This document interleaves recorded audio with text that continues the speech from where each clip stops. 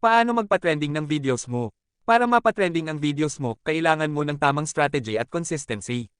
Heto ang mga tips para mas mapansin at mag-viral ang content mo. Isa, quality content muna. Gumawa ng interesting, unique, at engaging na content. Dapat malinaw ang video at may magandang audio. Short but impactful videos, lalo na sa TikTok, YouTube Shorts, at Reels. Dalawa, gamitin ang trending sounds at hashtags. Alamin kung anong mga sound at hashtags ang trending sa platform na gamit mo. Pwede kang mag-research sa TikTok, Instagram, or YouTube para makita ang trending sounds at gamitin ito. Tatlo, first 3 seconds rule. Dapat catchy agad ang first 3 hanggang 5 seconds ng video mo. Gumamit ng text captions na may tanong o bold statements. 4. Consistency sa pag-upload. Upload regularly, 3 hanggang 5 times a week kung kaya.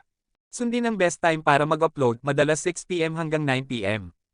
5. Engage with your audience. Mag-reply sa comments. Gamitin ang reply with video feature sa TikTok. Gawing interactive ang content mo, ask questions or challenges. 6. Share sa iba't ibang platforms. I-share sa Facebook, Instagram Stories, Twitter, at group chats. Pwede ka ring sumali sa mga Facebook groups na related sa niche mo. 7. Collab with small creators. Magkilab sa kapwa small creators para magpalitan kayo ng audience. 8. Use captivating captions. Gumamit ng captions na may mga tanong or pamisteryo tulad ng walang mag-skip challenge. Di mo in-expect sa dulo.